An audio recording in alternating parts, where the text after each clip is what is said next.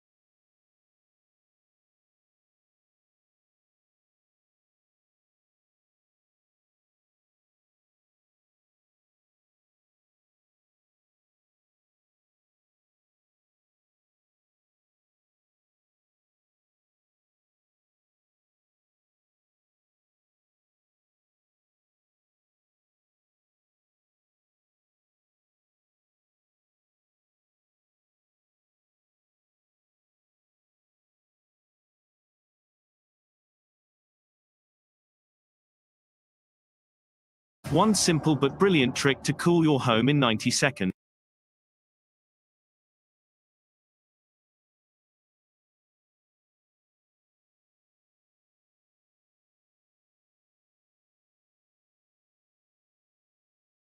For some odd reason. So I don't know if it didn't. I'm gonna refresh my screen. Okay. And see if it pops up.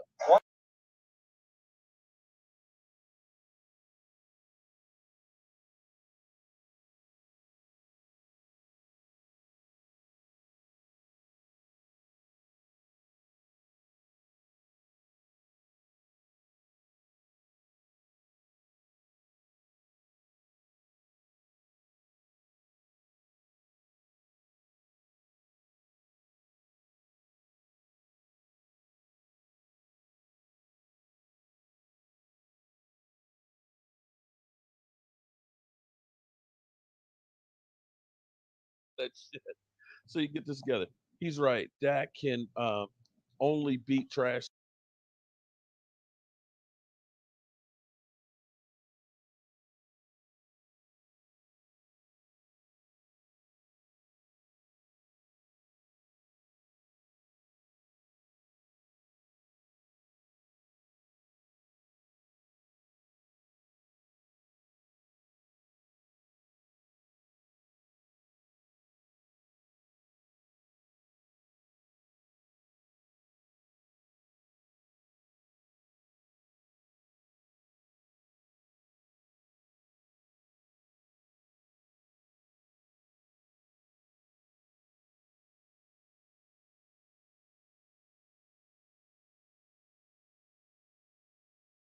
What I want you to think about is you guys had the opportunity to hold on to Kirk Cousins. Y'all trash Kirk Cousins, right? Oh, Kirk Cousins, we don't want to pay him. He's a bum, right? Let me give you a list of all of the suckers that have played for you guys since then. Colt McCoy, Case Keenum, Alex Smith, Dwayne Haskins, Kyle Allen, Ryan Fitzpatrick, Garrett Gilbert, Josh Johnson, and even butt fumble Mark Sanchez. Damn. I mean, well, it's actually funny because two of those guys played with us. You had Garrett Gilbert and Mark Sanchez. Yeah. So here's my thing. I want you to think about this for a second. If they had held on to Kirk Cousins and Kirk Cousins had numbers like he did in Minnesota, you think Washington would have been a decent team? Yeah. Or and you know what?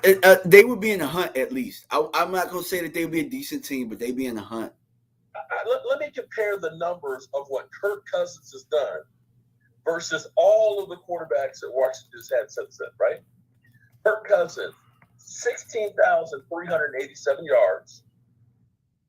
The Washington Gang of Nine, 14,034 yards. 2,380 yards more for Kirk Cousins. Sheesh. Touchdown passes. Kirk Cousins, 124.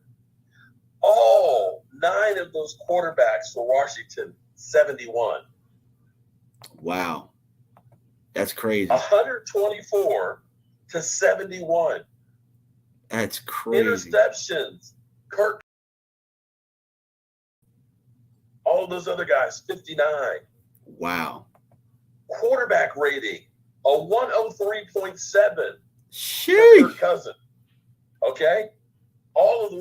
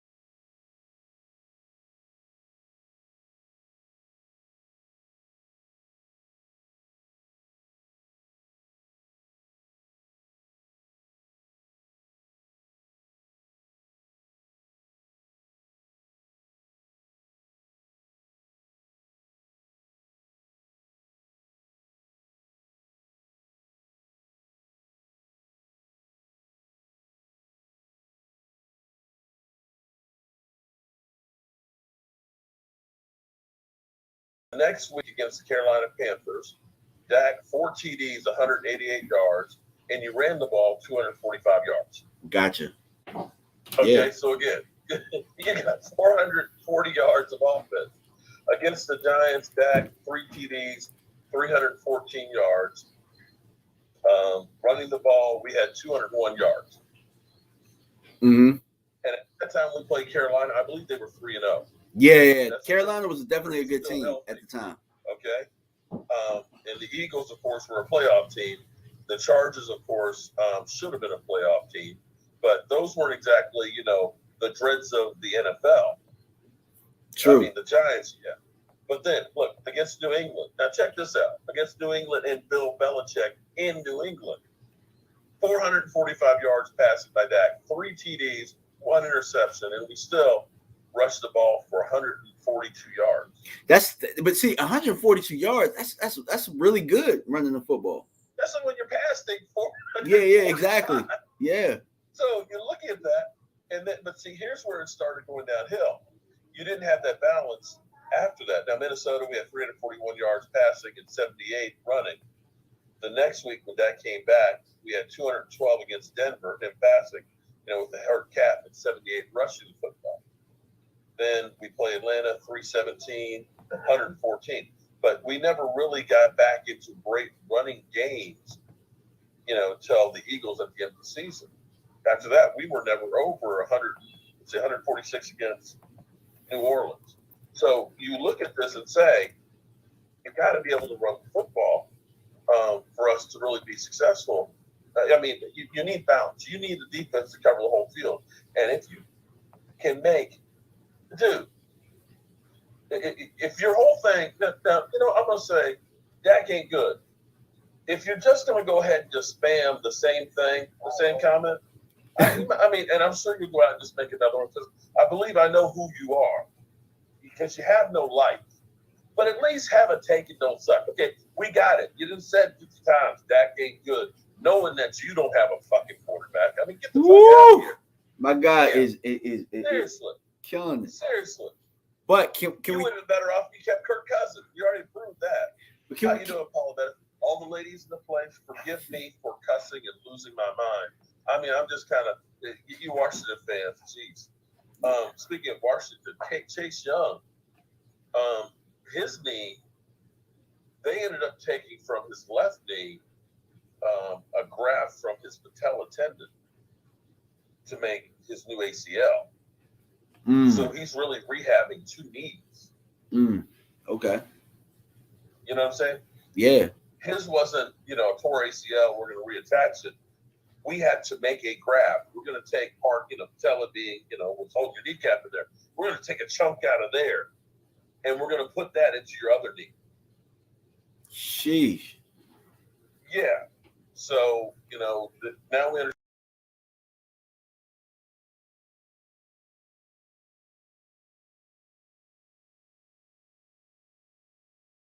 Gout was not a graft. Like the gout, of course, was a clean tear.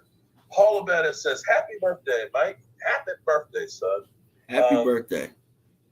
That's right, man. I can't believe it. Man, I'm getting so old so fast. So Zeke looks good. Tony Pollard looks good. And we had Diggs today catching passes. Not as interceptions, but as a wide receiver. I mean, he's probably about the closest thing to I'm not gonna say Dion, but he's about as close to he's kind of like Terrence Newman. About the closest thing to Terrence Newman that we've had. Remember, Terrence Newman lined up a receiver a little bit too during his time. Well, I dare say that Diggs is better than Rhaegar. Drum roll, please. I bet you we compare the stats that Diggs probably had more yards than Rhaegar. Dem Boy Kicks says, "Happy birthday, Mike. No work until his knee heals." No, he won't be working for any time anytime soon. Appreciate Mark Hutchinson. Charles charge. What did you think about Kyler Murray's contract? About the clause they put in there?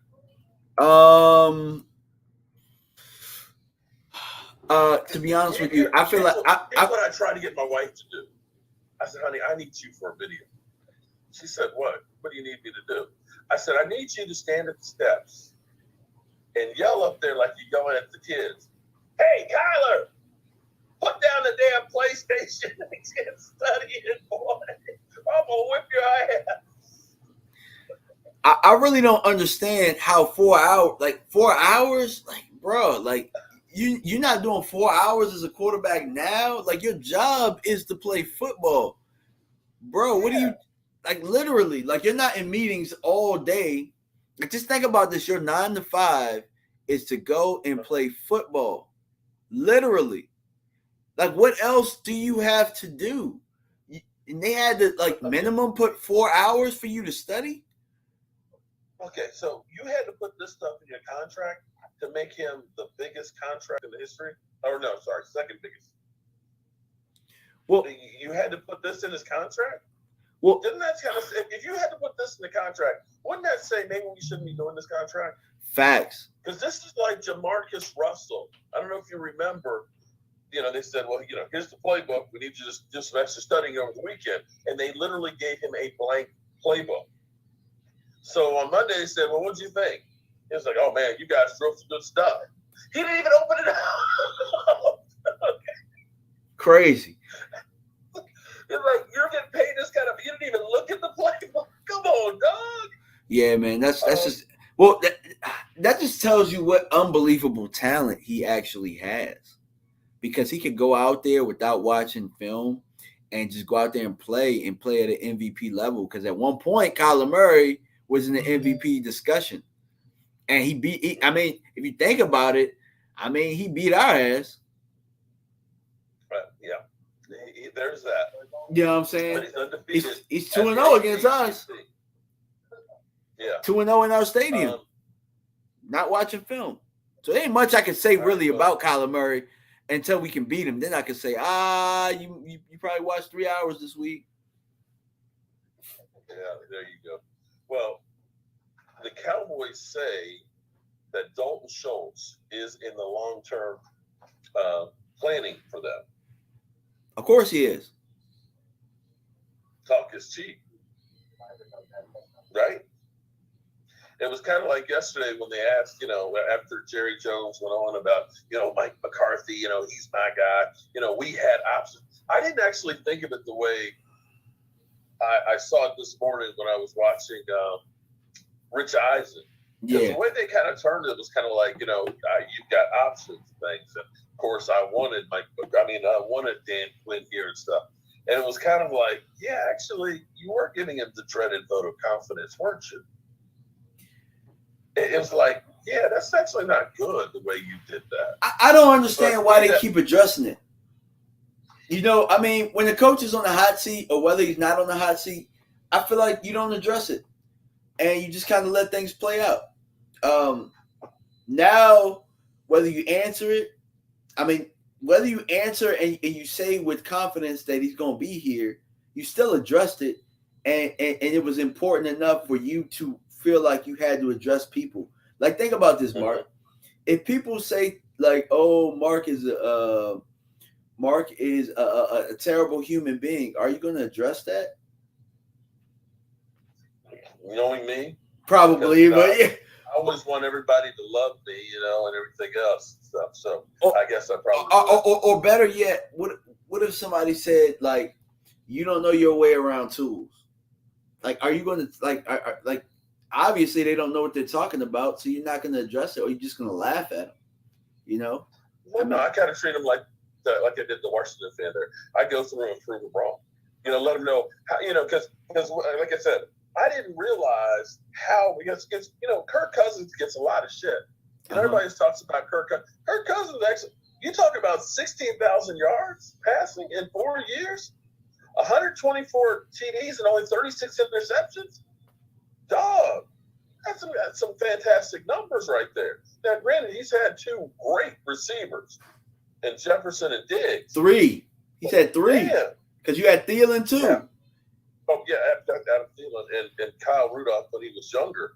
But still, you still have to be able to get the ball to him, having great receivers and nobody to throw it to. And he got Dalvin Cook, if that were the case, then Ben DiNucci would have been lighting things up because, Well, let me ask you a Anybody question. I'm going to ask you a question Okay. because this is kind of going on Bart Scott's stupid ass rant of God. the day. Where Yeah. he said Dak Prescott needs everything to be perfect, or all of this type of stuff.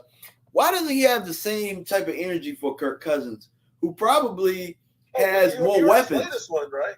Huh? Where he's with Jameis Winston. With Jameis Winston, Yeah. He's gotten a bad deck. It's like, wait a minute. Didn't his team win the Super Bowl the next year with Tom Brady? Was it somebody else's fault that he had the 30 interceptions? But I still would rather have Jameis Winston. Shut up. Yeah.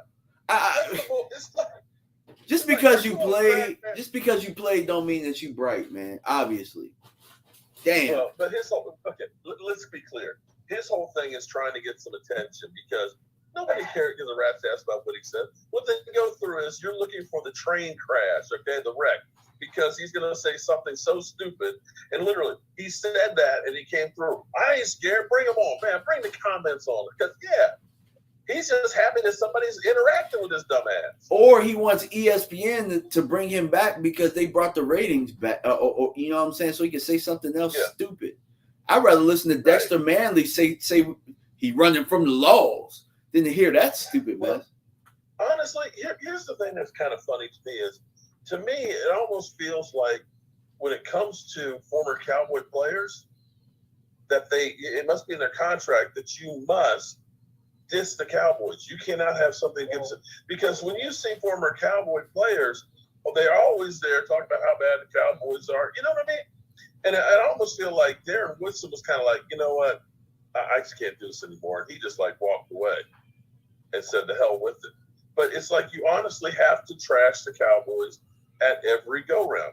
And as far as Dan Orlovsky, you know what? It's crazy to me that you've got failed coaches, because I was listening to Todd Haley, I think it was today on NFL. I'm driving down the road, listening to Todd Haley, who was a failed coach for Kansas City. And you get guys like Dan Orlovsky or Carr, David Carr and stuff, guys that couldn't bust the grape that now know how to tell everybody else what they need to do, and they couldn't do shit their damn selves. So how am I supposed to listen to that jackass that didn't do a damn thing? I don't know how you do. I mean, I don't know, but I mean, I have respect for the fact that they went through the process and they became professionals because, I mean, obviously I tried to do it and I couldn't do it. But I don't know if my own integrity could allow me to, in my second stage of my career, to try and just build a whole bunch of my own career on falsehood. I don't know if I could do that. You know what I mean? But to each his own. Shout out to Alan Williams, who says, happy birthday to Michael Anthony Fitness. And Eastside Herald, I finally found your stuff and was able to get you back into the fold, okay? So, Eastside, act like you got some sense, okay? Act like you have some sense, buddy, okay? Can you do that for me? Just act like you got just a little bit now, okay? And by the way, your Texas team is going to be asked, but I appreciate the super chat, okay? They're going to be asked. Mark Holmes playing receiver. Mark Holmes is. Okay. Yeah, I get the strangest people that come to my channel. You know that? Yeah. I mean, you definitely do, man. But it's all love, man. Hold on, wait. So we've got this Mark Holmes, I forgot what you want to call him, but Mark Holmes meme or whatever. And it says Mark Holmes playing receiver. And his comment, I would think Jameis Winston over that. Did I get that right? Mark Holmes playing receiver. I would think Jameis Winston over that. Have a take it, don't suck. I'm pretty sure that's Frank Joseph. What's up, Frank? Don't say that name because don't say the name, man, because you'll be a video. You'll be a video. I already been in the video. It is what it is. He's probably making it right now, man. But to have somebody so obsessed with me, it's crazy. I mean, my wife, she loves me, and I go to bed with Don't show me that kind of attention that that mother humper does. But anyway, that Dak is not good. Repeating words 12 times. Definitely a troll. I just like I said, but it's all good. It's all good because what they don't realize is they're helping the algorithm to make my channel bigger. That every time they do that stuff, it helps. It helps. Seriously. So keep it up. Keep the trolling. All right. So Zeke Elliott looks lighter. Again. Do you think that's better? Or do you think he should be heavier to take the pound? Or does that mean that he's starving and needs to eat? Ooh, I like the last one because I mean, you know, we all like to do the little eating motion, man. So yeah, I'm hoping it's the third one. But I like him lighter for the role that he's gonna do. Probably have a little bit less load. But I think he's better when he's able to maneuver in between the tackles and stuff and cut. I liked him in the beginning of last year, personally. Heavy Zeke. Yeah. Heavy Zeke. He's just not as quick. He's still fast, but he's not as quick. When he came in the league, I mean, if you got him on the open field run, he was outrunning you. And I don't know if he has that anymore, but I'd rather see more of that. Well, here's an interesting thing. Now 2020, he averaged actually 4 yards a carry. He averaged actually 4.2, the final total for this season, which is down from where I think it's 4.7 was his best, I want to say. 4.2 is still good. 4.2 is still, look, Alvin Kamara was only 3.7. Yeah. Alvin Kamara was only 3.7. In fact, some of the, Antonio Gibson is only 4, right? I mean, Antonio, that's like, you understand that Zeke Elliott with a torn PCL was actually averaging more per carry than Antonio Gibson. But here's the thing that you have to think about. Remember when we had Darren McFadden? Yeah. When we signed him, it was after he had 3 years of 3.9 yards a carry. Mm-hmm. We didn't look at him and say he was done. We brought him in because he was our lead back. He had 1 year with 1,000 yards, and I don't think he started till like week 4. The key is, and people just don't seem to understand it, if the line is blocking, if I can get 4 or 5 yards out of Zeke Elliott on a carry, I'm good. Yeah, a lot of times people don't understand.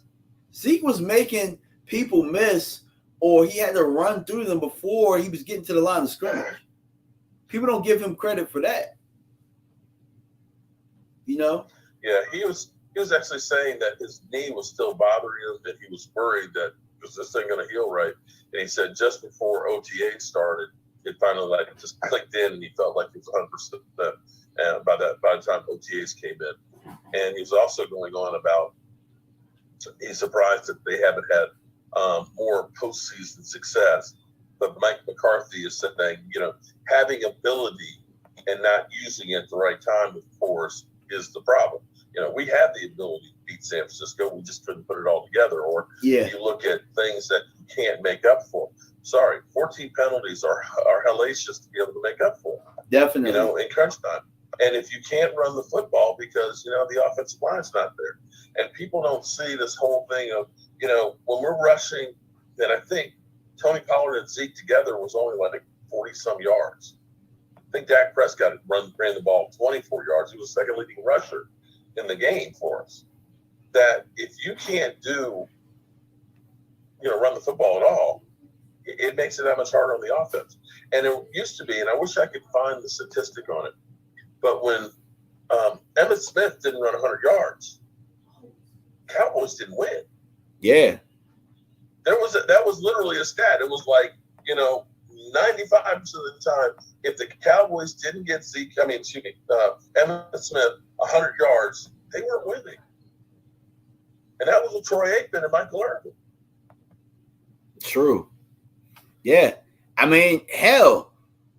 I mean, you know the story about Charles Haley throwing that helmet at Jerry Jones? Oh, hell yeah. I wish he'd throw it at him. I wish he'd throw it at Stephen Jones right now. Yeah.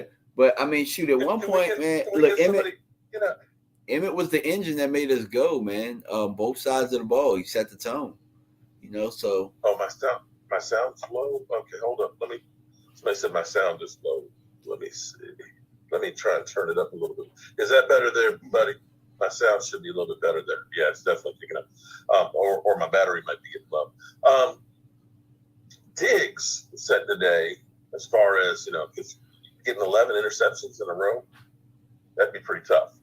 Although I will say that Richard Sherman had 8 interceptions 2 years in a row. But that's more the exception than the rule. But his goal is like to get more than I got last year. It's a great goal. Yeah, it's a great goal. To be honest with you, 5 interceptions is a good year. 8 interceptions is a great year. 11 is astronomical. Yeah, 11 is astronomical. Shout out to Joanne Gonzalez, and I see Mary. How you doing? And Alicia, what's up, Alicia? Shout out to all the lovely ladies. Lovely ladies. I had to. Oh man, I don't want to get into the business of defending Stephen Jones, aka Catboy. Catboy. But damn, KJ Wright. KJ Wright retired today, signed a 1-day deal to go back to Seattle and retire. KJ Wright last year was a free agent. Seattle let him go, right? This is the parallel that I'm going to try and make, I guess, to try and defend Catboy. I said the Cowboys should kick the tires on KJ Wright. I said, you know what? Because at the time, we were looking at Jalen Smith and Van Der Esch, who was always injured, and so on. It's like, hey, you should talk about, hey, let's look at this guy, right? Yeah. So he goes to the Raiders, and 51 tackles, 1 forced fumble. $3.5 million. Now, that wasn't a lot of money, if that's per se, like, Bobby Wagner was going to get, but still, 51 tackles. And see, that was the name and stuff. Just, KJ Wright, Legion of Boom, one of the great Seattle defenses, right? Yeah.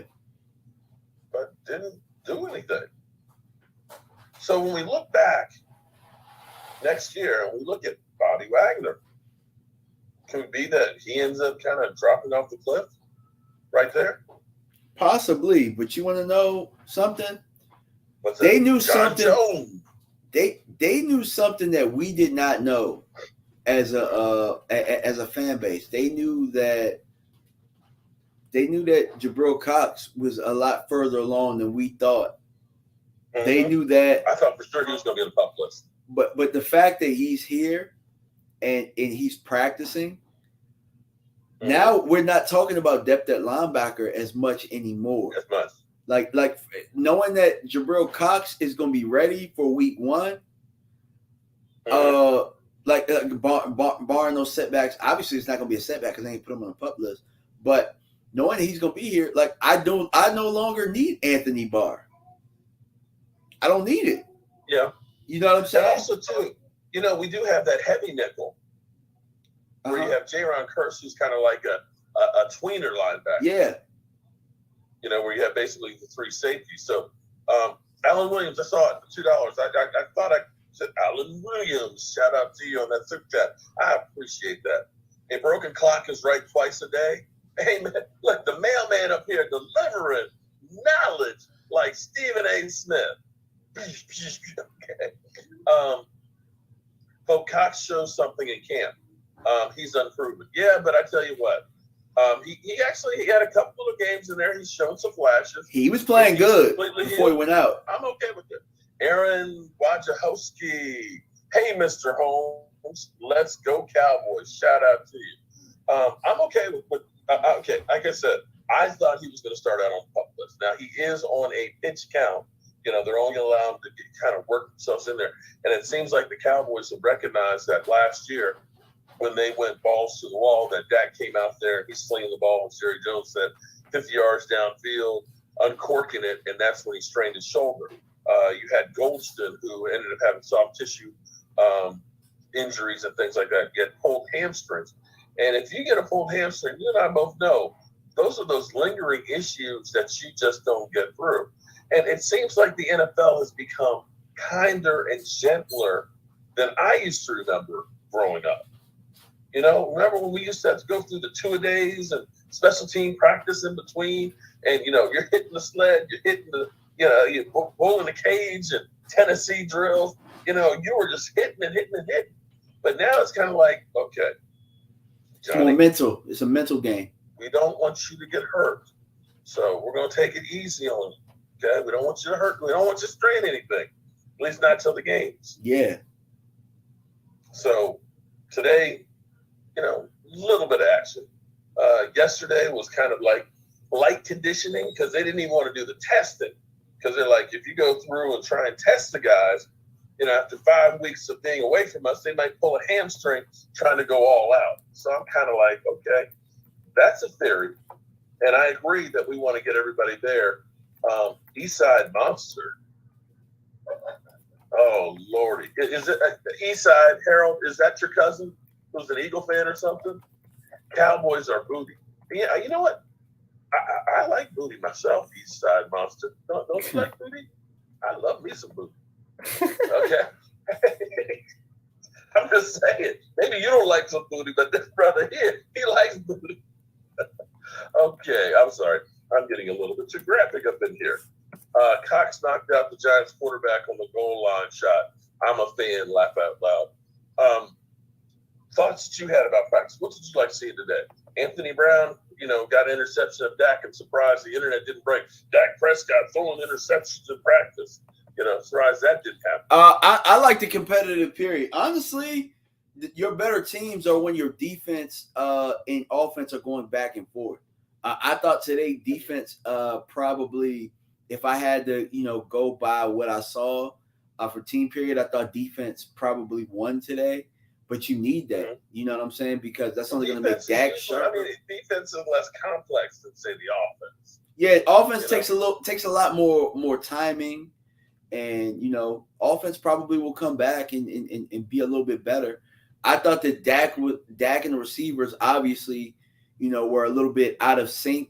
James Washington missed him on that deep pass. There were a couple passes that, were missed, and then he had the interception. But, I mean, that is what it is. It's kind of a new receiving core. You know what I'm saying? That he's working completely through. New receiving core. But him and CD and him and Jalen Tolbert, they look like they're on the same page, and that's what's important. Mm-hmm. That's important. I'm telling you, I think that I think Tolbert's going to get the starting position. He ain't going to let that mother humper go. Good. That's what we drafted him for. That's what we brought him here for, right? Because then they would make us eat our words about letting Cedric Wilson go and letting Amari Cooper go the way that they let Amari Cooper go. They make us eat our words. And I remember last year, I don't know if you remember, Jerry said that this was a team that was going to be really good. And we looked at him like, we have so many holes. Like, what are you talking about? So. Oh, nobody thought our defense would do what they did. I mean, they still, let's be clear, they weren't perfect. But from where they were the year before, where we literally had our safeties like lead blockers of the competition, where our safeties literally saying, nobody gives 100%. Jalen Smith talking about how complex the defense was, and seeing Dontari Poe almost pulling Albert Hainsworth, laying his big fat ass on the field and stuff. I mean, you went from that to what we had last year. It was like, oh. And see, here's the things that are amazing about our defense when you think about this. The player that we thought was our best player on defense going into last season, you got to say DeMarcus Lawrence, right? Yeah. Lawrence, what did he miss? 7 games, 8 games? Yeah. And the team didn't skip a beat. Facts. Didn't at all. And you want to know something else crazy? At this time last year, they didn't even know if they I think at some point during camp, they were like, we're going to give Jaron Kearse the green dot. I don't even know if we were at this point last year. Now we going in and we know exactly what we're doing with Jaron Kearse. We know exactly what we're doing with Malik Hooker. There aren't any questions when it comes to that. There's no questions with the secondary. As a matter of fact, the only question is Kelvin Joseph going to outplay Anthony Brown to finally unseat him for that position? Anthony Brown had something to say about that today with the pick 6 and the pointed Dak. So, I mean, Yeah, I mean, there's a lot less questions when it comes to the defensive side and it's on the offensive side, but we know the offense is going to figure it out. We know that. Okay. Well, here's I want to bring this up here too, because we always hear like we were talking about Bart Scott talking about everything has to be perfect and stuff for Dak, and he's always got the best of receivers and things. But when I look at like say 2016, let's go through the receiving core that he had. He had Bryce Butler. Bryce, after he left the Cowboys, was never heard from again, was it? No. Terrence Williams, right? Never heard from again. Serviceable. He had Dez, who got 796 yards. He had Jason Witten. And he had Cole Beasley. That's not like you got Tariq Hill and what's his name? We was running that rock though, baby. We was running that rock. We was running that wheel. Okay. All right. So let's go to 2017. Now the key was we were running the rock because the offensive line was killing people. Receiving core. Tight ends, you had Dolph Slam and James Hanna. You had Noah Brown. Bryce Butler, Cole Beasley, and Jason Witten, old Jason Witten. How many? And Des Bryant. And Zeke missed 6 games. Right.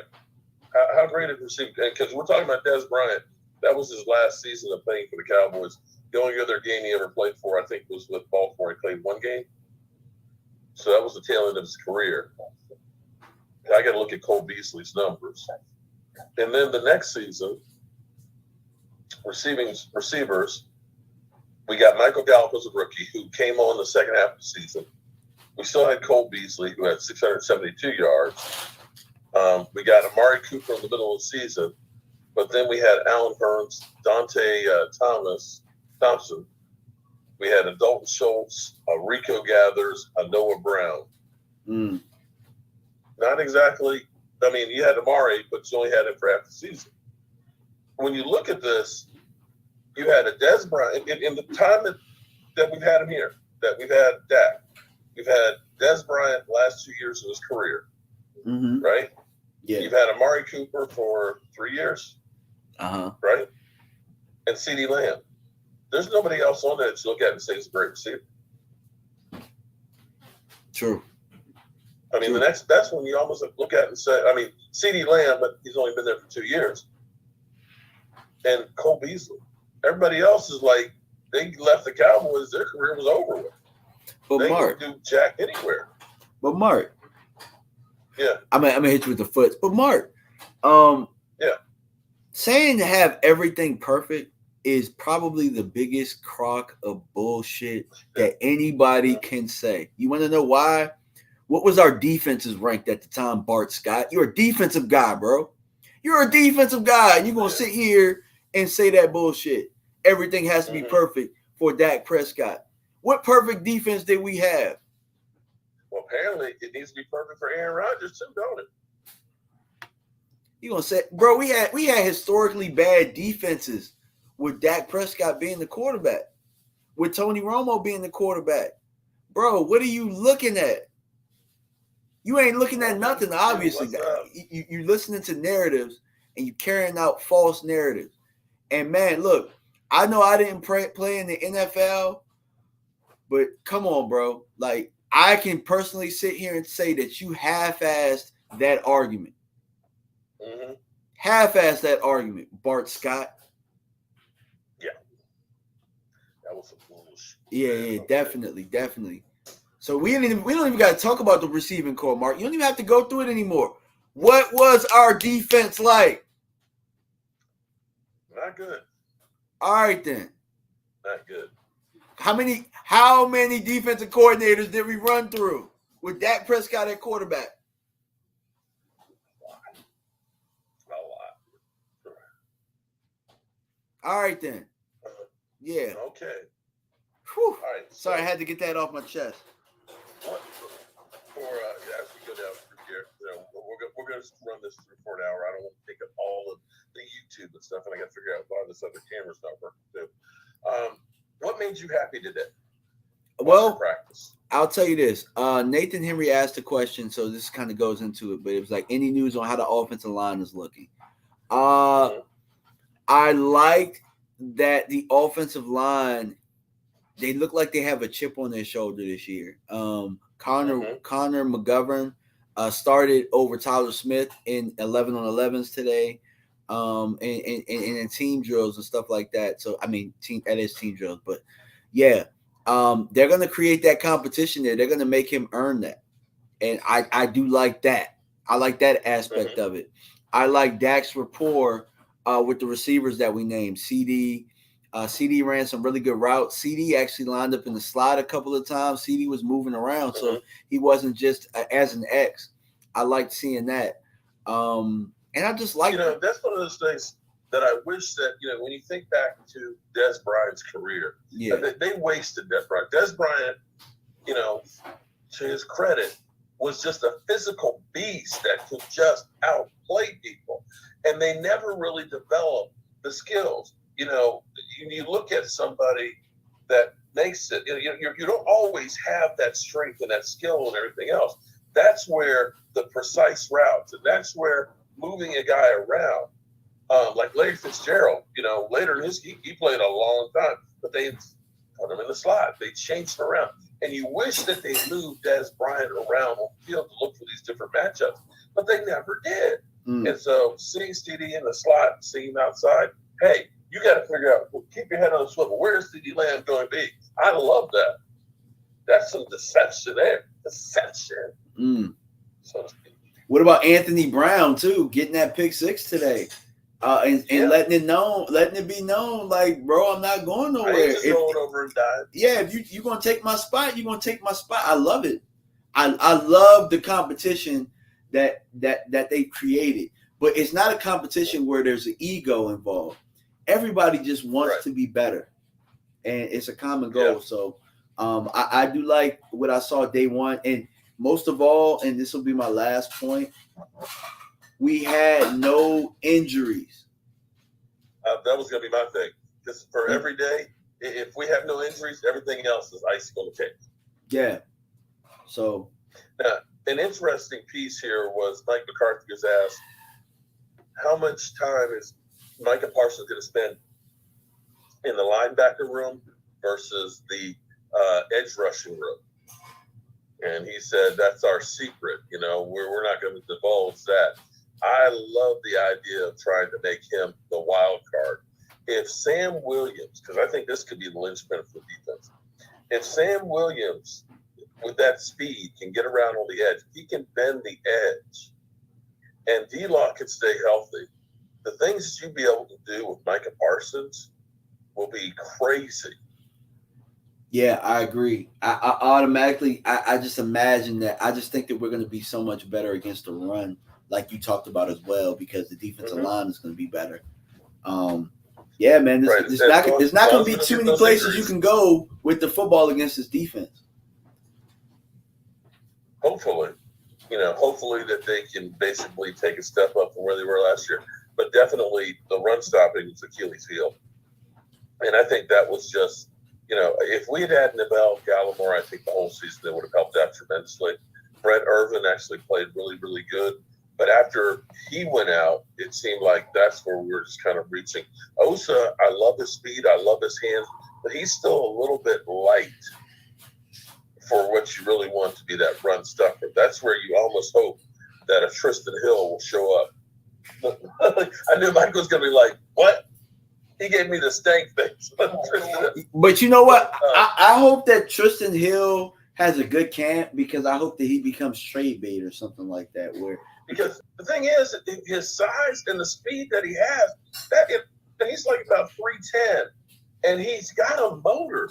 He's the kind of guy that you really want to do well, that can get upfield. Because if you can get him and Neville Gallimore, those 2 300 guys, and then put John Ridgeway or Quentin Bohannon, that's a big, heavy run-stopping defense.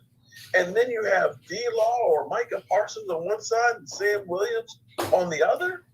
Yeah, that's like, you're not running against that. Yeah, great defenses. You're getting upfield and you're not collapsing the middle. Yeah, as a coach and as somebody that really like pays attention to football, great defenses make the field smaller. Great offenses make the field wider. You know what I'm saying? So I think this defense definitely. I always give you credit because you were the one that said when you control the middle of the field, you control the field. You do, because if you look at the outside hashes, those are the smallest parts of the field. Lots of error out there. You can use the sideline as a defender, you know. So, I mean, it's just the truth. Yeah, amen on that one. Well, tomorrow is another day. They'll be in, helmets and shorts. They won't actually be in pads until Monday, and they're probably in meetings right now. It's only about 6:46 in Oxnard right now. So, guess they will be studying. Probably playing some spades and some chess. You know, Michael Parsons is a big chess player, so maybe he found another partner outside of because Amari Cooper's gone now. So hopefully, he found a worthy chess opponent. Right. Eric Williams says, in all seriousness, trolls, while you're here, I'm a Seahawk fan and I'm here for the fun of being with family. Shout out to Eric Willis. Eric is the guy, man. Eric is okay in my book. Yeah. What's going on with DK? He's not practiced until he gets a contract. Well, he's got that contractitis.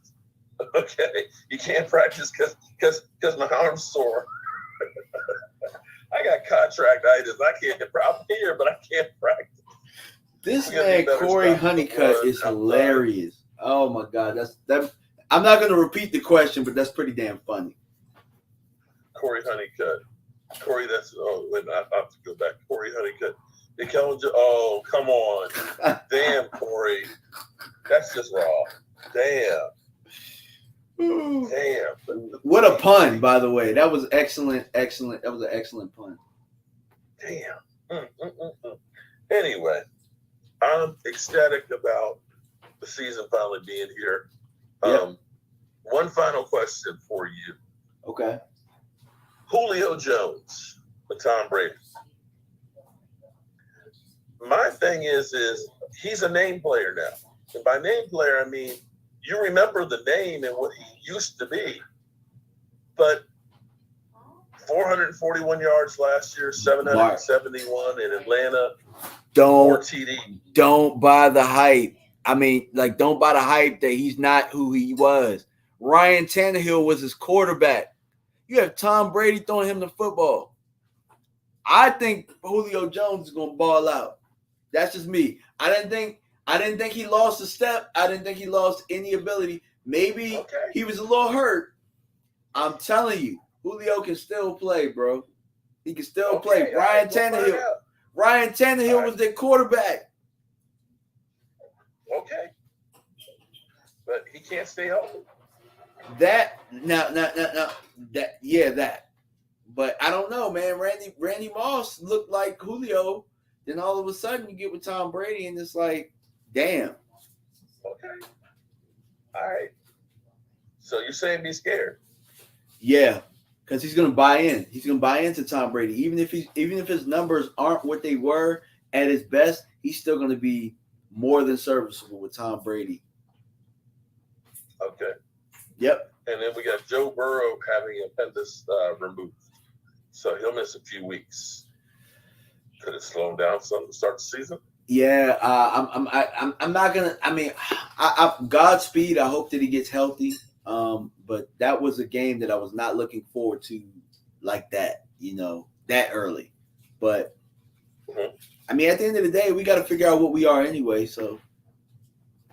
All right. So, tell everybody where to find you, and we still have to do that chip challenge, man. Yeah, definitely. We've been talking about that chip challenge for over a year now. Yeah, definitely. We got to do the chip challenge for sure. I mean, it just so happens that I did the hot wing challenge. We just didn't do the chip challenge that day. True on that one. But we did. I love those hot wing challenges. Shit. Yeah, me too. For some new hot sauces to go with there. Yeah, definitely do that again. For sure. Tell everybody where to find Wait, did you freeze? Like I said, my man, he's going to be doing a whole bunch of stuff on a regular basis here, especially during training camp. We'll do like a recap and things like that. And we'll be doing some stuff on his channel where instead of you coming over here, we're going to go there. We're going to go to his house and play. So everybody subscribe up to my man, DMV. Yes, appreciate you. Appreciate you. Thank you. You guys can find me at DMV Fanatic and also DMV Fanatic 1 on Twitter. And yeah, that's it. All right. With that being said, I'm going to take my crazy.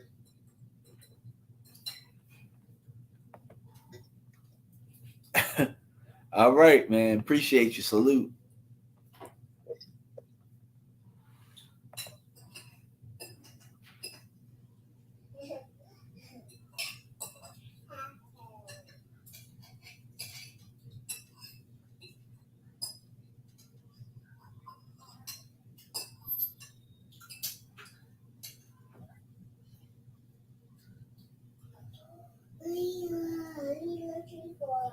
All right, we out.